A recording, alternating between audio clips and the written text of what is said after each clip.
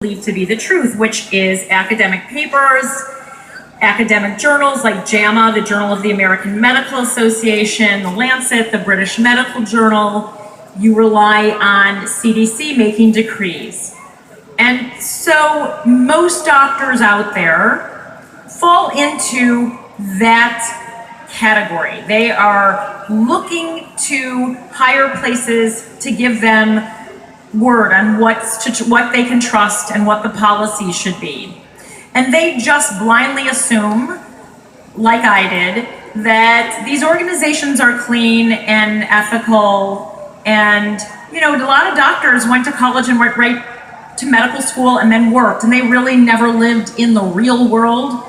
You know, they just didn't. They're protected. They're working all the time in the hospital environment, the medical environment. They don't know what it's like in the real world, what really rules in the real world, which is money and power.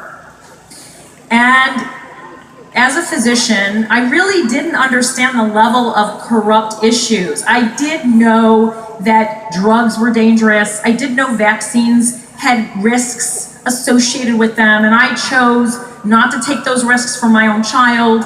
And when I was once in private practice doing alternative medicine, I no longer had to vaccinate children. And when parents asked me, what should I do? I would say, well, I have to tell you that the CDC policy in the Academy of Pediatrics says that you need to do X, Y, and Z. But if you're asking me what I would do for my own child, I would tell you I wouldn't do it because there are real risks. And while there might be some benefits to vaccines, and that's what I believed at the time, I wasn't willing to take that risk with my own family. And I really didn't want to take that risk with my patient load because I had other tools to treat these normal childhood diseases that we evolved over millennia with, that became part of our natural source of boosting immunity. There's a lot of benefits to having certain childhood diseases and getting through them in terms of cancer and heart disease prevention and boosting your immunity naturally. So, and carrying on that immunity for your children, by the way. So I didn't understand corruption. I did not know that was there. I just knew that there were risks. I had seen them in the emergency room. I had seen febrile seizures after being in the vaccine clinic. I had seen 1 or 2 SIDS cases after being in the vaccine clinic. I certainly saw respiratory arrest and asthma attack within 72 hours of being in the vaccine clinic. And in those days, we weren't giving anywhere near as many vaccines as they give now. But in 2010, I embarked upon a master's in disaster preparedness and management, specifically medical disasters, medical disaster and response for other disasters as well. And I soon figured out that the vaccine program was a medical disaster. And I soon came across all these stories about the CDC's history of covering up snafus. And it doesn't start with Thompson. You know, in 1959 or 58, Bernice Eddy, a doctor, one of the few female doctors at the then, what is the precursor to the NIH, discovered a virus, one of 40 simian viruses contaminating the polio vaccine. And she tested this virus, SV40, on ferrets and other animals, and every single animal developed cancer. And she alerted those at the precursor to the NIH and the CDC, and it was quietly hushed. She was told she wasn't supposed to travel around and speak about this, and Congress and the CDC made a deal that pharma didn't want to waste all the millions of dollars of polio vaccine that they had produced with this virus that was going to cause cancer in many people that they gave it to. So they said, you know what, use up what you've got. But anything produced after 63 has to be clean. And this was in 60. So for 3 years, the CDC willingly, knowingly handed out polio vaccines that were contaminated with the SV40 virus and 39 other simian viruses. And Who knows how many cases of cancer are due to this? We do know that right after that, we started seeing childhood brain cancer and brain tumors. It didn't really exist before that. Middle to late 60s is when suddenly children started developing deadly brain tumors. And when a few more recently had been tested, they were positive for SV40 virus. There was a test, a commercially available test, that you could send your tumors to get tested for the presence of SV40, and the FDA took that off the market. That's recent. They don't want you knowing that your tumor is SV40 positive, and SV40 positive tumors don't respond to chemo. In fact, it makes them stronger. So all the children and people that are forced to get chemo, especially if you're under 18, you're actually forced, even though it's only going to make it worse. And that's because we no longer can test our tumors for SV40 commercially.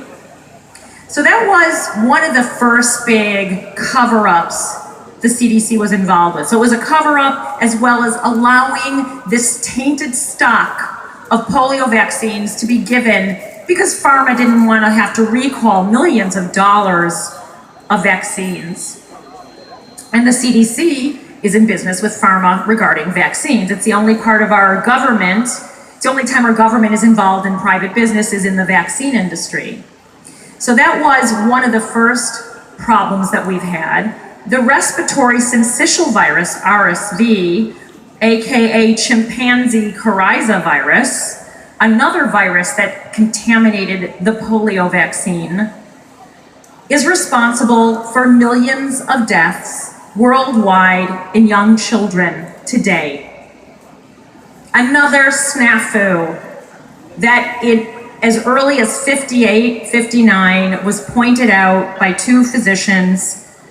The CDC has known about it, but again, we wouldn't want pharma to have to lose any money in the precious vaccine production game. So no, Thompson is not the first story that's controversial and loaded with corruption. For those of you who heard me speak in California, I spoke about the early 90s and the CDC working with Johns Hopkins in West Africa and Haiti, and with Kaiser Permanente in LA, testing an experimental measles vaccine at doses of 10 to 500 times the normal dose. In inner city LA, it was on Black and Hispanic children. With Johns Hopkins, it was in West Africa and Haiti, and there were deaths. And when it was brought out, and there was one newspaper article in the LA Times written in the early 90s, I think it was 93, and you know, the head of the CDC at the time had his hand slapped and admitted it was wrong. Wrong? How about criminal? War. It was war. How about criminal? War crime.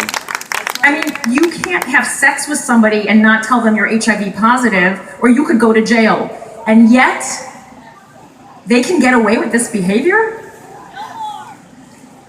And then we have Bayer aspirins. Bayer has HIV tainted factor VIII, knowing this at the 11th hour in 2001, Congress and the CDC allowed them to sell it overseas, to France, to Japan, to Spain. 15,000 people, hemophiliacs infected with HIV a few years later. War crime. Lawsuits, slap on the hand fines, no one goes to jail. Again, they didn't want to throw out the multi-million dollars worth of factor VIII, so they were allowed to sell it off of US grounds. So the CDC is the Center for Disease Control. They want to control disease, along with pharma. They do want everyone sick. It is in their best interest to not pony up, not admit they made mistakes. God forbid, I mean, can you imagine if there were hundreds of thousands of you here today who were actually aware of what's been going on? How many doctors would look at each other and say, I can't believe this? I mean, it is not just the CDC. We now have academic medicine completely corrupted. We have journals that we used to trust along with the CDC that are totally ghost-written. The past editor of JAMA, Journal of American Medical Association, Marcia Angel, came out stating such. A few years ago, she wrote and came out publicly that the articles are ghost-written and they cannot be trusted. Recently, the editor of The Lancet, which is a very big medical journal from the United Kingdom, came out saying the same thing. We have heads of departments ghostwriting on psych meds with kids. You know, medications, antidepressants, which we know increase suicidal and homicidal ideology, and they're being given to children, and these children are going out and committing suicide and homicide. And we have heads of departments putting their names on these articles for $150,000, stating that these studies were beneficial and remarkable, as in the Paxil study. And then it gets brought to light, and it's a big scandal, and you know, the makers of Paxil or Risperidol or you name it pay $3 billion, but they've made $25 billion. And nobody goes to jail, not even the doctor who trusted or didn't trust, put their name on a bogus article. Not even the woman who wrote the ghostwritten article, cherry picking and omitting important data. Where is the outrage in academic medicine? Where is the outrage at the CDC? War crime. How can we live in such a culture of complete corruption and oblivion? Complicity. I know there has to be honest people at the CDC. I know there has to be honest doctors who are also aware of what's going on and just fighting for their life and their practice. Complicity. But where are the people willing to speak out? I am one of few medical doctors who will speak out publicly.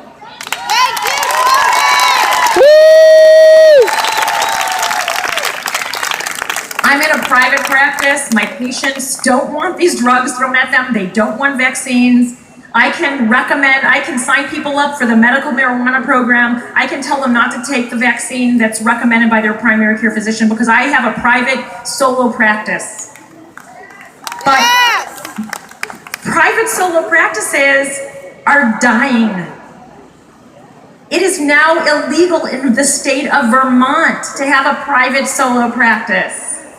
It's not just vaccine exemption laws that are being whittled away. This is a creeping, crawling fungus. You know, if you can buy out the private physicians, make it impossible for them to be in practice, make it illegal for them to be in practice, you will have physicians that work for major medical centers. The centers tell them they can't come out and speak publicly against the vaccine issues. They can't come out publicly and speak against the psych meds. They can't register patients for medical marijuana. They control them. Complicity. It is complete tyranny. It's complete medical fascism. This is where we're headed. And it saddens me that so few, I appreciate everyone who's here, but it should be tens, if not hundreds of thousands of people.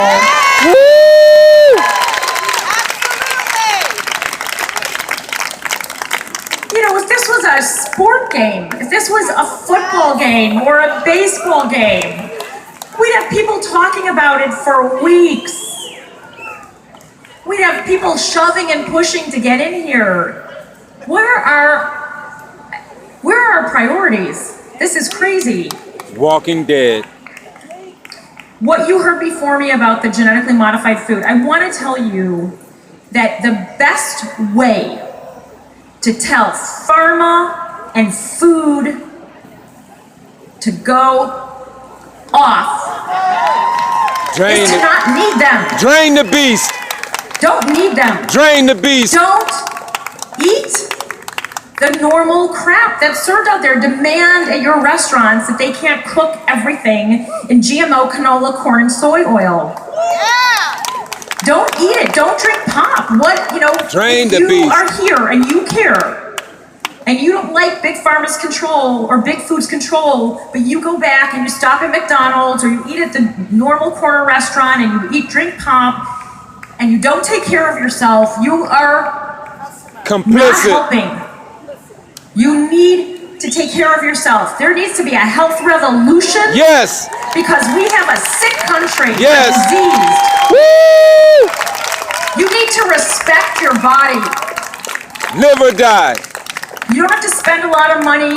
I live on seeds. I eat, my protein sources are almost always raw seeds and nuts. You don't have to buy organic meat. I grow my own food in the front yard. No one should be planting grass. Everyone should be planting food. Right.